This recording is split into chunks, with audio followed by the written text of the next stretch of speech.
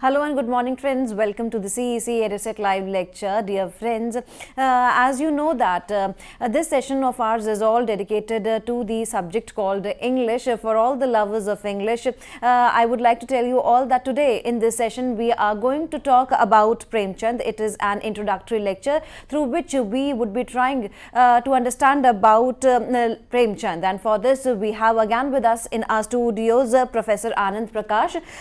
Dr. Prakash is a retired professor of English literature in Delhi University, and he has taught for more than 4 decades.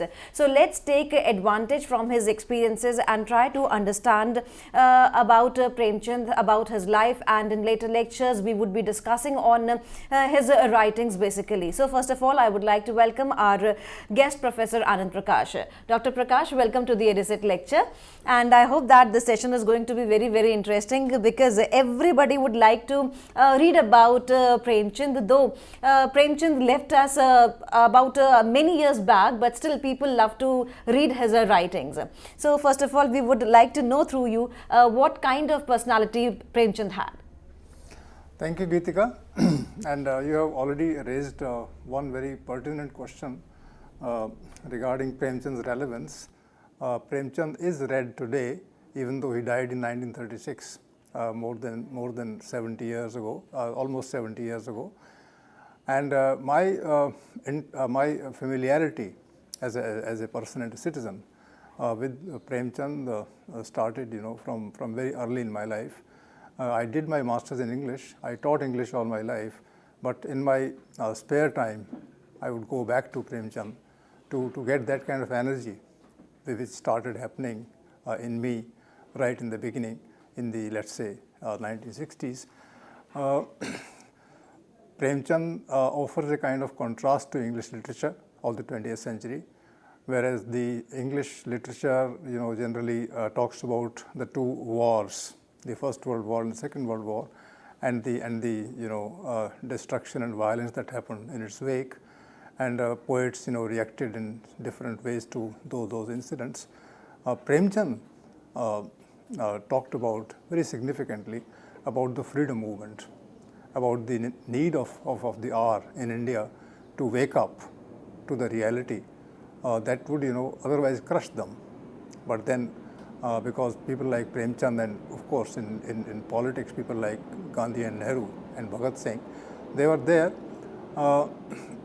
they had a different kind of inspiration, writers like Premchand, from their background, and so they wrote a different kind of literature.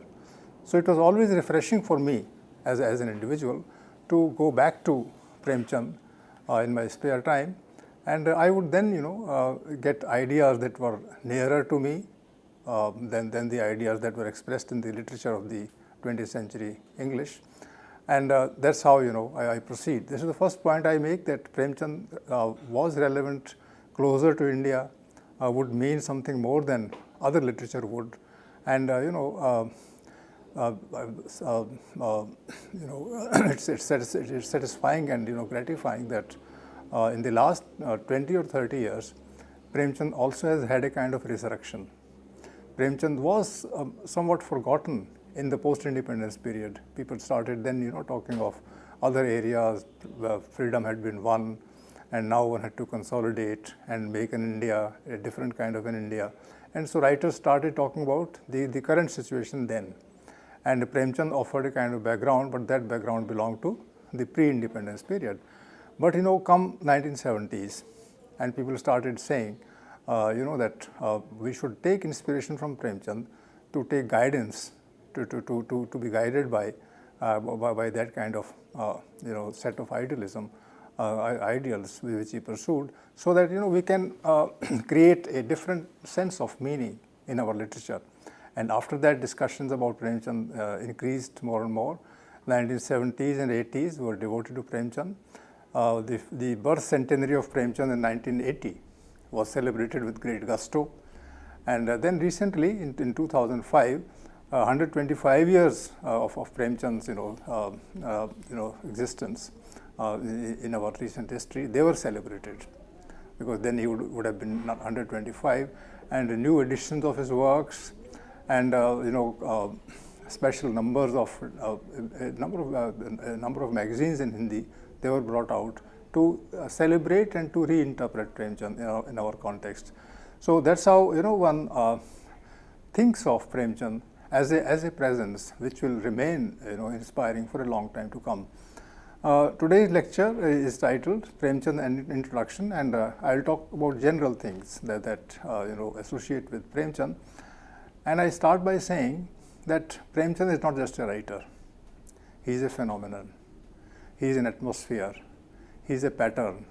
You read Premchand and then you go back to the 1880s, you go back to 1870s, you go back to 1860s and 1850s. This is the period that was in the air when Premchand was born in 1880, and he would spend 20 years of his life in the 19th century. And as a child and as a young man, he would open his eyes to a reality which was, to say the least, very daunting. And this reality started seeping into him. And he would react to it, he would respond to it, he would understand it, he would internalize it, and sometimes he would feel angry and dissatisfied. So that's how Premchand may have grown up in the 1880s and 1890s. And to talk about his parents, his father and his two uncles, all of them, and perhaps his grandfather also, they were into what is called the profession of a dark munshi. Dark munshi. Dark munshi is slightly different from the present day postmaster. This dark munshi would look after the postal services of not just one village but many other villages. This dark munshi would be in touch with the people who would receive letters, or sometimes would write letters in reply to the ones that they received.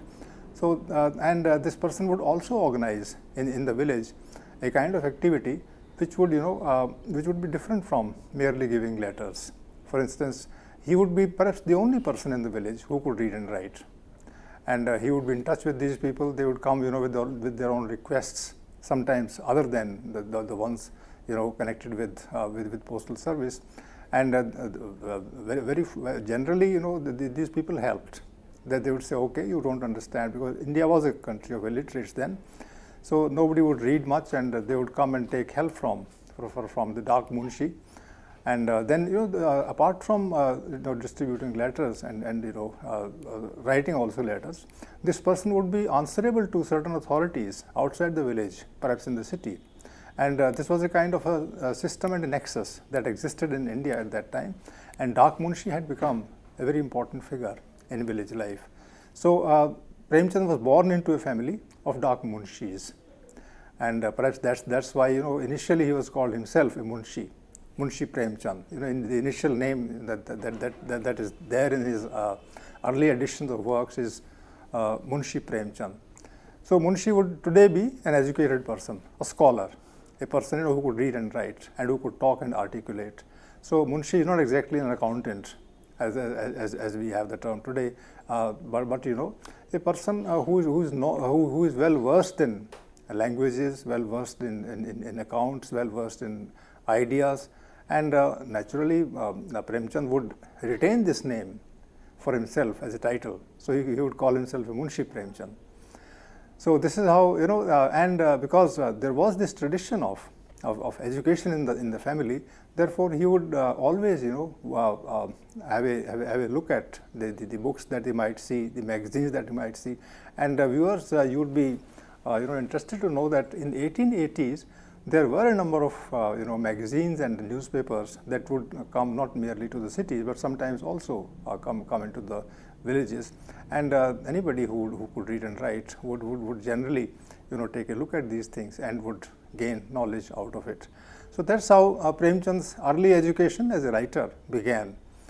Now there are references to a certain lady. That lady was actually Premchand's mother, who was the daughter of a person who was a literateur, who was a writer. He never published. He didn't have the wherewithal. He didn't have the facilities to publish. But then he wrote, and this comes from sources that Premchand's family had. But he would never write. But then because this writing brought a different kind of a culture in Premchand's mother's family.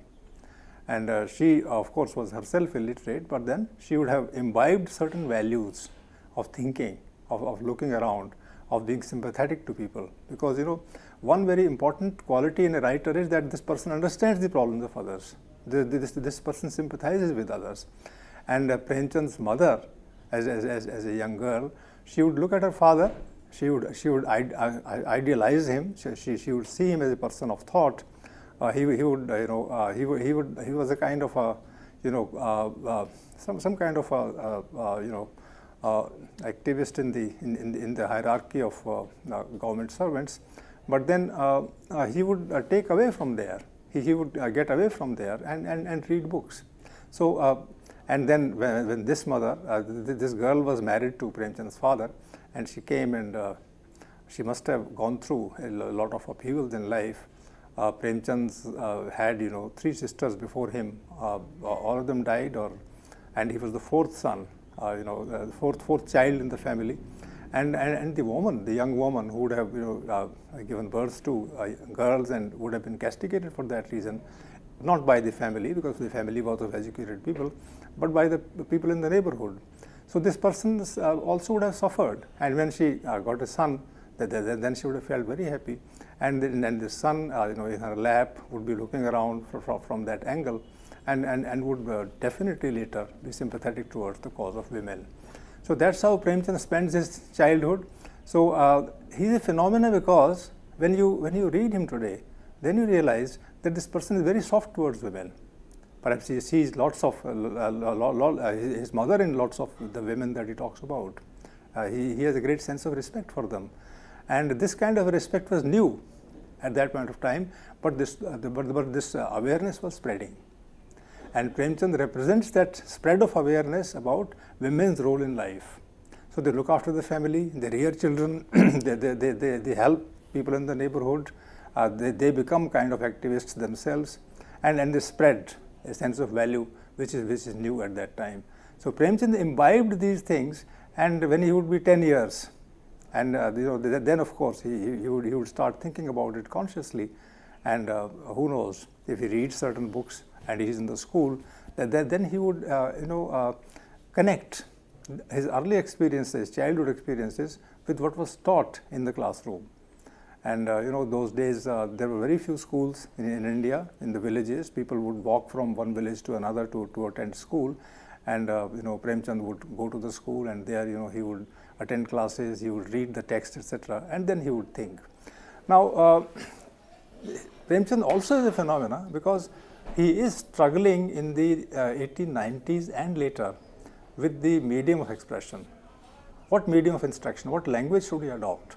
Now these munshis generally at that point of time, they knew Persian, and they spoke and wrote Urdu.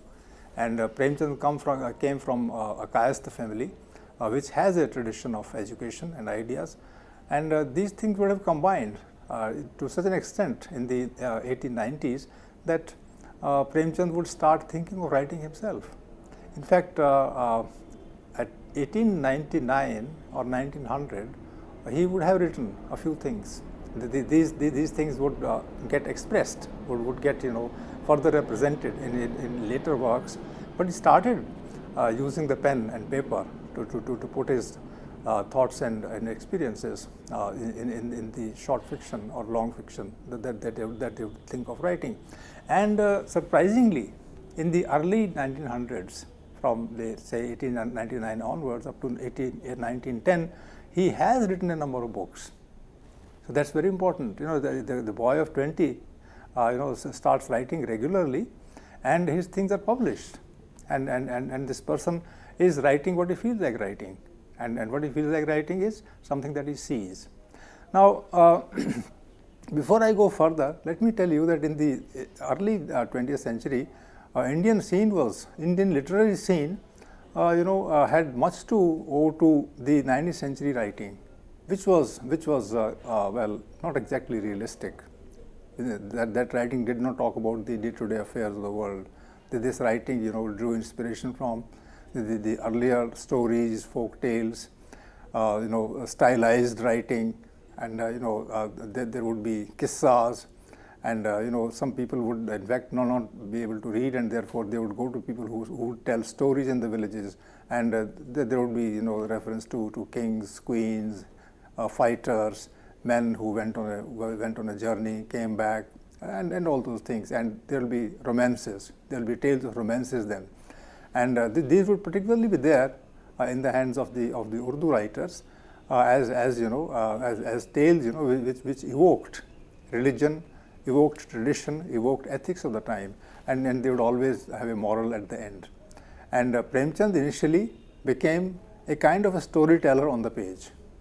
He would not tell stories going around as people did at that time. He was not a kissago in that sense, but then he learned the art of communicating with the audience from these kissagos whom he might have heard or whose things would have been at that time published in Urdu at that time. So he starts as a kissago. He knows how to tell the story. He knows how to create suspense. He knows how to create interest. He knows how to comment on a character. He knows how to introduce a character. So now that this person comes, he is this kind of, he looks like this, his style of walking is this, and he engages with the audience, this kissago. So Premchand would have taken this style of the kissago in his writing at that time, and soon he would get fame for being a writer of great interest and urgency. So now something about his name. His original name was not Premchand, it was Dhanpat Rai. And imagine why his father would call him a Dhanpat Rai. Is there any connection between the Rai family or the father's name is Ajaib Lal?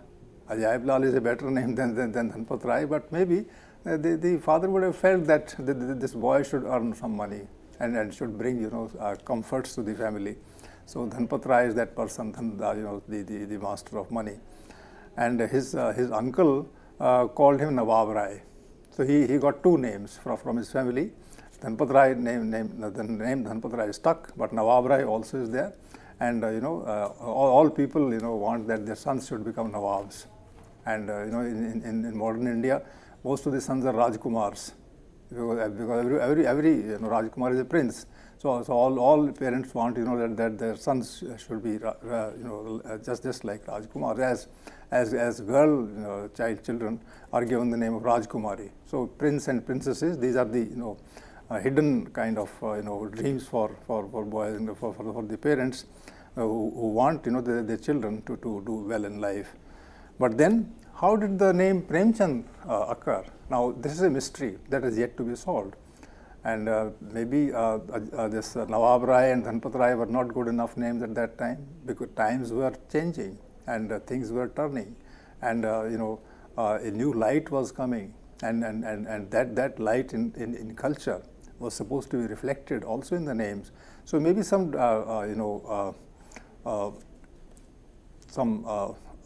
editor, some publisher would have thought of a name that would sell better. And the idea of prem, the idea of love would hold an appeal for the reader. And Premchand in those days would appear as a new name. It would give an impression of of novelty, and people would flock to the bookshop to read the novels or short stories of a person whose name was Premchand. So later on, of course, it picked up. Then I touched upon the idea of language. Which language should Premchand prefer to write in? Initially, he read Urdu. He knew Persian from home, and he could converse well. And most of the people at that time, if they knew how to read, they would read in Urdu. So Premchand started with Urdu, and he wrote Urdu beautifully well. He is basically an Urdu writer. He starts his career, and in fact all his life he writes in Urdu. But in the meantime, he has also decided to write in Hindi. So how does that happen? Premchand could not sign properly in Hindi, but he learned to sign, and later on he signed very well. These signatures of Premchand is both Urdu and Hindi are available on almost all the books that are available, that are there today in the market. So one can see how he wrote his name in Urdu and how he wrote his name in Hindi. But what made him take to Hindi when he was already well conversant with Urdu is the question that viewers you should ponder. This is a question that related to the requirements and needs of the national movement, in my opinion. Now, people found Urdu difficult to read perhaps at that time. It required special skills. Then a large chunk of population in India, they were turning towards Hindi because Hindi was simpler and things could be said better. Hindi at that point of time was supposed to be the language of the masses, the language of the street. Hindi is not Sanskritized at that point of time. Of course, if you wrote in Hindi, then there were not many words in the dialect called Hindi. But then, that's a separate thing. But Premchand wanted to approach the maximum number of audience, and there was a huge audience which would like to read their author in Hindi. And maybe the national movement also promoted the cause of Hindi in the 1900s and later. Therefore, Premchand would have been well guided by some people to write in Hindi.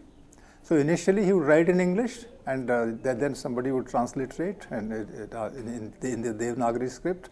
Books will be available in both the languages, and sometimes he would write in Urdu and publish in Hindi. Sometimes he would write in Hindi and publish in Urdu, which would mean that he would go by the requirements of the demands of the market. So almost all his works are available in both the languages simultaneously. So you have complete works of Premchand in Urdu today, you have complete works of Premchand in Hindi today, and whatever language you prefer to read in, the book is available.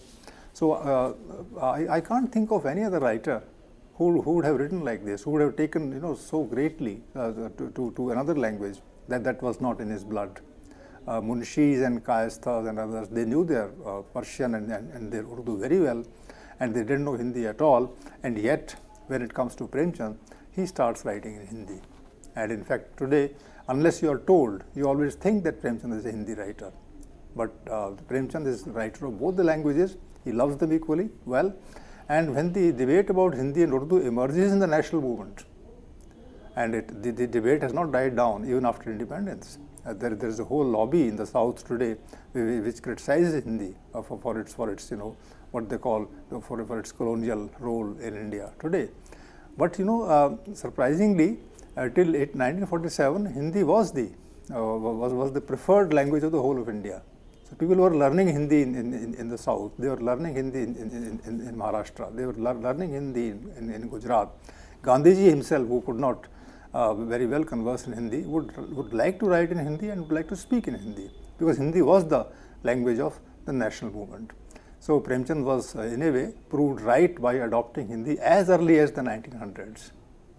And therefore, if some people say that he is a Hindi writer, then that is understandable. Which of course does not mean that Urdu is lesser than Hindi. Urdu also is an Indian language, and actually Hindi and Urdu are interchangeable. And Premchand must have been haunted by this idea all the time, whether he should be loyal to Hindi or to Urdu. But then he would be loyal only to the audience, and if the audience preferred Hindi, then he would be available in Hindi and write in Hindi, and if they preferred if the audience preferred Urdu, then he would write in that language. So his purpose was not to promote one language at the cost of another, or any specific language at all. His purpose was merely to communicate, and this is a value that was well appreciated by the national movement then. So then that one thing comes to mind when talks about this issue, that the Congress party, which represent India very effectively till the 1930s and 40s, the Congress party was taken up with this idea of which language to use for writing and which language to use for propaganda. And Gandhiji himself was involved in the discussions, and many writers participated. And there were lobbies then. There were lobbies which supported Urdu, and there were lobbies and writers who supported Hindi. And Premchand was called to one of these conferences, and there he agreed with Gandhiji, and he said that why talk about Hindi or Urdu? Let's think of a third language called Hindustani, which takes help from and takes strength from both the languages, and which is understood equally among the Urdu speaking and the Hindi speaking. But neither lobby, neither the Hindi supporting nor the Urdu supporting lobby, liked the idea and they would say no, they would like to pursue pure Hindi and pure Urdu. So that controversy still exists, and in fact I remember that this debate continued in 1960s and 70s, and in 1960s when Nehru was alive, then he used the word Hindustani, and people had shown their anger against Nehru. They were very, very critical that he is promoting Hindustani and not Hindi. So anyway, this was an emotive matter in those days. This is an emotive matter today also. But so far as Premchand is concerned, he shows us the way. The way is to communicate effectively and to get read. And if you can ensure that, then language becomes secondary. What is important is that you make available your ideas, your visions, your experiences, your interpretations of life, etc., in a language that people understand. And Premchand belongs to that kind of pragmatic approach to literature and culture. So this I thought should be shared with you viewers. Now, when does Premchand formally publish himself? Now, the first novel that he writes is serialized in Urdu from 1903 onwards, and this novel is called Asrar-e-Mabid. And this is in Hindi it is published as Devasthan Rahasya, or Mystery of the Temple. And this is serialized from October 1903 to February 1905 in a weekly paper called Awaz-e-Khalq. So this is the Awaz of Janta, Janta ki Awaz. So that's what the paper is. And viewers, look at the meaning of the title of the paper, that the paper is devoted to the life of the common masses, not to the life of princes and kings and queens and princesses. So that's the change, that occurred in the culture of India, that literature would now be no more about the valor and the honor and other things of princes and kings. It will talk about the khalq, the ordinary masses. So it was this paper, Urdu paper, which published, serialized Premchand's novel, first novel, Devasthan Rahasya, or Asrar-e-Mabid. And this paper would definitely be read by hundreds, if not thousands of people. And Premchand, a young 23-year-old boy, young man, 23-year-old young man, this person is serialized in a paper, in a weekly paper, and people read what he is saying. And of course, Premchand would have felt the pressure that it's about khalq, and he should also take the common masses. And this is the distinctive feature of Premchand's writing, that he always takes up people who live on the street, who are very ordinary people, whom even the lower middle class people have not met. I'm surprised to see these days that many of the middle class people don't know about the village, who live in Delhi or who live in small towns. They have not known about the ways of life in a village. And Premchand, when he describes the village, then he becomes a kind of informant to the middle classes in the cities. He can tell them, this is what a village is, this is how villagers behave, these are the problems villagers face. And therefore, he starts with a purpose to familiarize one section of people to another, and then through that familiarization, unite them into a kind of bonding, into a kind of bond. So imagine that writing helps people identify with others, connect with others, and then a kind of cultural aesthetic and moral unity is established through his writing. So see the role of the writer then. The role of the writer in the early 20th century is very important. It's a role that takes the common issues of the day from one section of society to another in a language that all understand, or all will understand, if not today, after 10-15 years. So a kind of act of unity which will finally help India become one under the term India. And if they become one, if they are united, and that's the job of the politicians also, to get the people united against a foreign ruler, then it's a political act. So Premchand starts his writing as a kind of political act, and this act is to unite the people together. His other novel is Urdu once again. It's called Hum Khurma Hum Sawab, and in Hindi it is published as Prema. And the word Prem has occurred So Premchand has in fact used a title to also give his own name. So Prema written by Premchand, and then he talks about once again the lower and the lower middle class family, and this novel is published in 1907. It's written. I was just going through certain notes, and I found that the mention was that Premchand had written it before he was 20, but he had not published it. Then he reworked it maybe, and then published in 1907. So as a young man of 1907, this is the time when he publishes this novel. I'll come to this later, but something happens around 1910, 1909 or 1910, and that leaves an indelible mark on Premchand's personality.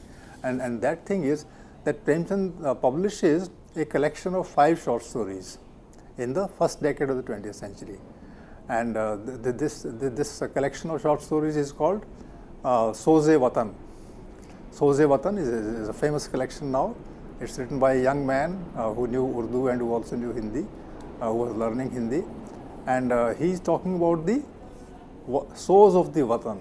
Soz is crying, weeping. So he's talking about the lament. He's talking about the dirge of the nation. The nation is crying, the nation is weeping. And that sense of tragedy of the nation is being expressed through these 5 stories. And viewers, I think most of the Indians who were learning to read and write at that time would take to this book and would identify themselves with it, connect with it. And they would say, actually, it's not the country which is full of soz, which is full of tragedy. All of us are full of tragedy. And then they will start understanding themselves in a new light, and then they will be one with the writer. And this provoked the Britishers. The word spread from one part of the North India to another, and Britishers became apprehensive that this book is seditious. It is creating disaffection among between the rulers and the ruled. And then the book was banned, it was confiscated, and Premchand would have lost his job. Perhaps he would give up his job later, but then he was asked at that time to burn all the copies available in the books, etc. And Premchand was compelled to burn his books with his own hand, and he had to apologize to the Britishers then that he would not write such a stuff. Maybe it is for this reason that Premchand would then start thinking of writing under Premchand and not Dhanpat Rai. I'm not sure. I'm merely guessing that in order to hide one's identity, sometimes writers assume a different name. So maybe around this time, Premchand would have definitely, consciously thought of changing his name, and Premchand came around this time. But then this particular episode in his life, when he wrote certain stories, and they look completely harmless today. I've read the stories that they talk about Desh Bhakti and all, and there are no great sheikhs as writing also. But then Premchand, as a budding writer, talking seriously about the pains and sufferings of the people and their idealism. He shows that is what is very clear before the masses, before the readers, and also before the rulers. So rulers find in it seeds of revolt. That's why they don't want him to make any gesture that could be interpreted politically. And therefore, Premchand decided, perhaps under the impact of this particular episode, that he will not write political stuff, even indirectly. So then he must have looked around, and he would have seen why the very book is banned. People don't become so angry as they should be. Obviously, the answer was there in the title of the book itself. The book was called The Lament of the Nation. So the nation was lamenting. The nation was suffering, and suffering people can't protest. And which people can protest? The writer must ask himself or herself, which kind of people can protest? Only those who understand. Only those who understand the life around them, the logic that informs their life. And Premchand would have started thinking how to make the ordinary reader understand the logic of one's own life. And this is a difficult question to answer for a writer. What should I write that should make the reader think about his or her problems? And then he looked around and saw that these are the problems of society. He will talk about them. He will not talk about politics. People will start learning their own life better, and then maybe he looked around and saw certain issues and problems, and he started writing about them. So he became, instead of a writer of anger, instead of a writer of some kind of annoyance with the world, he started writing about the problems that the society faced at that time. So one can say that his phase of writing of problem-oriented things, that started around 1910, and then he will no authority will be apprehensive that this person is making any impact in the people. He is only educating them about their ordinary problems, and he can be left alone. So that's how Premchand started, shifted from his earlier anger to this kind of education. Now viewers, these days we have schools and colleges, and there are many teachers who never talk about problems of life, and still these are the institutions of society, educational institutions of society. But in the early 20th century, schools and colleges were not there, and education had to happen through some other sources. So one source was the newspapers. So from newspapers one could learn about ideas, one could also learn about social problems, and Premchand thought that writing short stories, writing novel, that also could be an extension of the newspaper. And therefore Premchand started educating the masses, as through the newspapers others were doing. He started educating the masses through his writing. So his writing is very educational. I can tell you for sure that you read Premchand's novels and you will understand 19th century or 20th century India better than if you read a history of India with respect to the 19th and 20th centuries. Because Premchand would look around, will inform the reader in one's own language and in the reader's idiom, etc., and then explain things in such a manner that the whole thing will be imbibed by, understood, absorbed by the reader. And this showed that Premchand had that communication, the skill, and he could tell people what to think, how to look at things, etc. And therefore he became an educational writer, a writer who would tell people, who would give them ideas, who would give them values, who would give them specific responses. He would give them an attitude, an approach, and that approach would be critical approach. And what were the things that would appeal to the masses at that time is the question that one can think about. And the question was, for instance, would Premchand and people like him who were educated, who were writers, would they support caste system? No, they would not support caste system, because caste system meant that society stood always divided, and caste of people of one caste would not communicate with people of the other caste, and they would always criticize and be ranging against them, and the upper caste would be suppressing the lower castes. So Premchand would go against caste system. Would he accept tradition, orthodoxy, and religious beliefs? Once again, the answer is no, he would not, because religion, orthodoxy, and beliefs, they also separated and divided the masses. So somebody is of this religion, somebody else is of that religion, even though they are human beings, even though they live in the same kind of conditions, even if they are peasants, even if they are workers, even if they are small time, they are ordinary poor people, and there are lots of common things. What divides them is religion and faith. Therefore, there will be certain sections in society who will live by divisions along religious lines. You can have pujaris, and you can have mullahs, etc., and their job is to keep people divided, so that they can take advantage of this, put people against one another, and then they can meet their own personal requirements and needs. So Premchand would pick up these agents of religion, these agents of faiths, etc., for depiction, and he would talk about the wrong values that in the name of religion were being spread at that time. So he became a critic of religion. He became a critic of caste system. He became a critic of bureaucracy. Because people, when they would go to the courts, etc., then they would be fleeced by the court system. There would be lawyers who will present their case against other cases, and all of them would charge fees, and finally when the peasant comes back, he has already lost half of his money. So this way poverty was being aggravated. And in 1916, when the First World War is going on, then Premchand writes a short story that's called Panch Parameshwar. And in that writing, in that particular story, it is just 10-12 pages. In that story, he talks about the court system in general. And he says that the best court system is not the one which is available in the cities where the magistrate and the lawyers, sit over judgment and interpret things for the peasants, etc. The best court for the Indian masses in the villages is the panchayat. So panchayat is supposed to be some kind of an alternative to the city court. And Premchand weaves his story so well. I must say that all of you viewers, you would have read this story either in original Hindi or in English translation. Now this book is in the syllabus of Delhi University's honors course, and it's available. It is taught in under the title Holy Panchayat. So Panchayat is holy.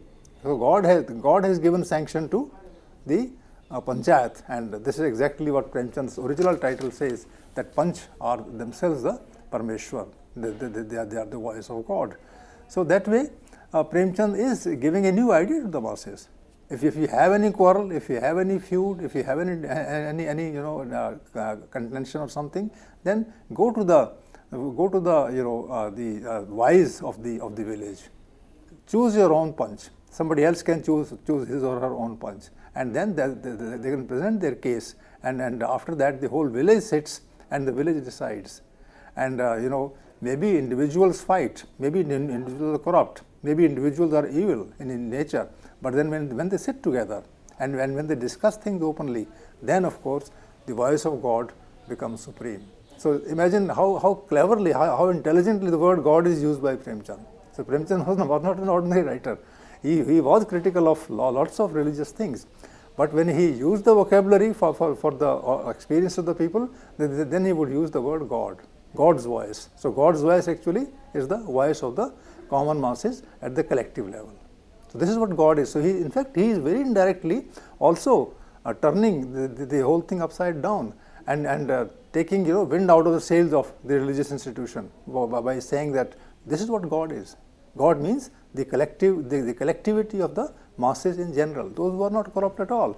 So anyway, a different interpretation of God is given, and this is how Premchand is educating his masses. Now there is a third thing. I'll keep talking because there are two more discussions in the range, and I'm merely introducing Premchand's ideas today. I'll take up these things in some depth later. Premchand also in the early 19th century, early 20th century, making available to the people the crux of what is called secular thought. So it is non-religious, it is secular. Secular also means the real, the neighborhood, the life of the street, the way different sections of society live and interact with one another, the way things are produced and sold in the market. All these things are connected with life, and it is this which is secular.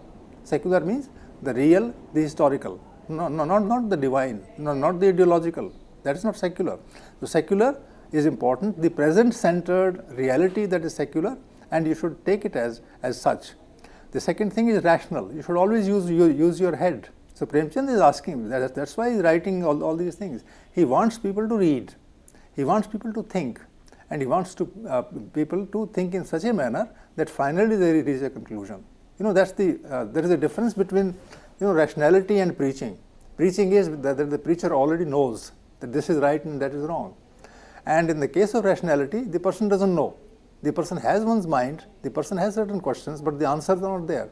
So the person confronts the reality with his mind, and the mind applies to the reality, the different shades of reality, they become clear before the person, and then some kind of a conclusion occurs in the process. Now that is called rationality. So Premchand is a writer of rationality. He is not a writer of preaching. He doesn't tell you what is wrong and right. He merely shows to you that this is the way things occur, and then he compels you to find the answer for yourself. So that's the kind of rationality that is imbibing among the masses. So it's a pioneer effort. It's an effort of a new kind. Till the 19th century, Indian people are given to listening to the preachers alone. So they will tell you what wrong is and what right is, who God is and who God is not, all those things, and shaitan and this and that. But Premchand says no, nothing. I'll talk about the actual thing that I see, and I'll present them in detail, and after that you decide yourself on the basis of your requirements. And well, if he is telling you that violence is not good, but peaceful surroundings are good, and human beings, also know that if there is violence, then they lose quite a bit, and if there is peace, then all of them can sit together and solve problems. Then he is spreading the message of peacefulness so very well, rationally speaking.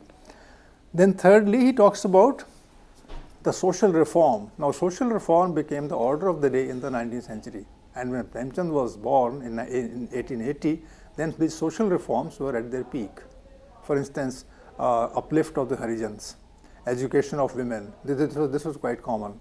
Then third thing was that because there were many deaths of women, and then it was very difficult for males to get women for marriage.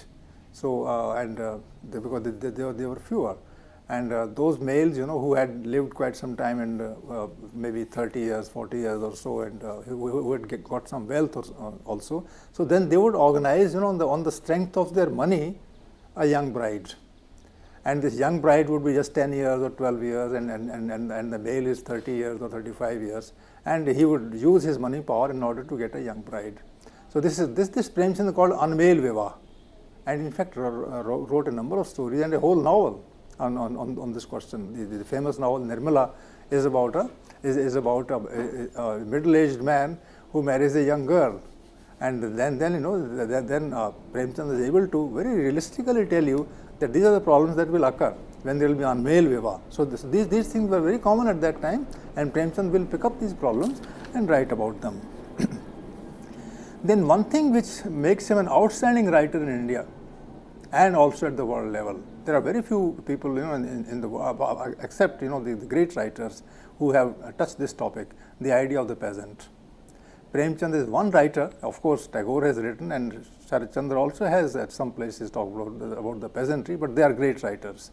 And there are great writers also in Europe, and you can think of Balzac in the 19th century, you can think of Thomas Hardy in the 19th century. They took up the cause of the peasants. And Premchand decided, and along with Gandhiji had understood this problem very well in the latter half of the 19th century and the 20th century, that the largest population of people lived in the villages as peasantry. And unless you understand the problems of peasantry, you really can't understand India. And mobilize the peasantry, unite them together, make them fight against the Britishers, and then the battle is half won already. They just realize this and then pursue it further. Premchand understood this message of Gandhi also very well, and therefore at some point of time he started writing about the peasant life. This happens, I think, around the time the First World War comes to an end. Then Premchand would take up, and one novel after another would be talking about the peasant life. The first novel that he writes about the peasantry is Premashram, which is written sometime in the early 1920s. And in this novel, he talks about an educated person who went outside, who got the necessary knowledge of agriculture, then came back, then set up a farm here, and there he would ask peasants to come. He is experimenting with production and distribution, and he would ask peasants to own the land along with himself, and they will together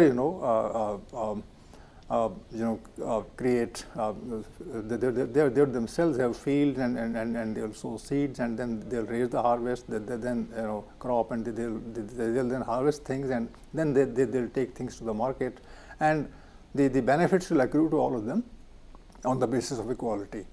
So this is the kind of model that this young man is trying to pursue in his life, in his farm, and that's how it is called Premashram. That is the ashram that is owned by a gentleman who is called Prem Shankar. I don't want to unnecessarily go back to the idea of Prem, but this word Prem occurs again and again in Premchand's writings, and here the hero, the protagonist also is Prem Shankar. And but when he was talking about the problems of peasants from this angle, that they should get together, they should own the land collectively, they should experiment with nature and with seeds, etc., then he was bringing in a kind of newness. he was giving new ideas, he was giving new perceptions to the peasantry, and peasantry should somehow free itself from the problems of owning small tracts of land and fighting against one another and competing with one another. They should come together, and when they come together, they can dictate terms to the landowner also, and they can either buy the land or they can take the land from the landowner on certain conditions. But then when they work together, then of course their power is increased. So all these problems that Premchand is presenting in the novel Premashram, which belongs to the early 20th century, early 1920s, then problems of the peasants' jealousies, competition, the relationship between the peasantry and the landlords, the relationship between landlords and the people in the villages, etc., in the cities, etc., they come up, and this writing becomes very powerful. And Premchand, in fact, along with when these novels are, when he writes these novels in the 1920s and later, then of course he establishes himself as what the Hindi criticism has been saying all through, Upanyas Samrat. He is the Upanyas Samrat. He is the king of the novelists then, because he is writing about a topic which is unfamiliar to most others. Nobody goes to the villages to see how people work there, and he is taking you to the villages imaginatively. So then you see the peasant character in its rawness, in its stark form, and then you understand this is what a peasant is. And these are the problems of the problems that India is facing. And viewers, you know that Premchand as a writer of the peasantry, Gandhiji as a leader of India whose base is in the peasantry. These things coincide in the history of modern India. And when you have these things, what do you say, Gitika, to this particular aspect of... To this particular aspect, sir, you have raised one of the most important points, because I have framed a question regarding the farmer's plight, and you have yourself explained within the lecture that how Premchand took in his writing the farmer's plight, and all through his works could be, one can predict that yes, he was very much near to the farmers, very much near to the peasants, as well as you explained in the lecture, that how he very easily depicted the life of a common man with all the sufferings as well as real life situations, as you said, all what is written in Nirmala. Yes, he was a common man writer, I would say. Yes, definitely. And Gitika, when he talks about the peasantry particularly, then he tells people, that they are very, very hard people, they are very hard-working people, and they are very badly treated, very cruelly treated by everybody. In fact, he is able to put things so squarely that you read a novel by Premchand, particularly focusing on the plight of the peasantry, and you become you have a guilty conscience yourself, because this is the producer. In the religious kind of terminology, he is the Annadata. He produces Anna and he gives it to you. The whole country, apart from the peasant, is surviving on the efforts of the peasant. Now, this kind of an idea is so very crucial to Premchand's writing, and so very realistic otherwise also, that this person is presented almost as God, who is Annadata. So, in the general world, it's God who is Annadata, but in the actual context, in the secular context, it's the peasant who is growing the grains there and making the eats available to the people in general. So, he has got the crux of the problem. And when he starts writing about the peasantry, then gradually he writes about them more and more. There is one novel, there is a second novel, there is for instance, there is a novel Premashram, then there is Rangbhumi, then there is Kayakalp, then there is Godan. Godan is the last one, and around the time he is writing Godan, that is in 1936, the year when he would die. At that time he is also writing a large number of stories which center around the problems of the peasant. So in a way, he is telling finally that the revolutionary section in the real sense of the word is the peasant, and this he says very clearly. But at the same time, he knows that this peasantry is going towards some kind of a annihilation and extinction, and very soon there will be no peasants left in the country, and that is what is coming true today. A large number of peasants in India, they suffer greatly, they don't have any answer in the modern situation, and they are committing suicide and all. It's a burning issue even today, and Premchand realizes it in the 1930s. So I'll finish today's discussion, viewers, in a minute by saying that Premchand starts writing about the peasantry in 1920-21, and when he dies, then the best novel written by him, the most intense novel written by him is published. That is Godan, and that is in 1936 when he dies. And when he dies, he is not as full of ideals as he was in the beginning. He has learnt a lot from reality. Premchand is very angry towards the end of his life. His imagination has changed so much that he sounds almost mythical in his hatred for the system in which he was born, and he becomes a great realist then.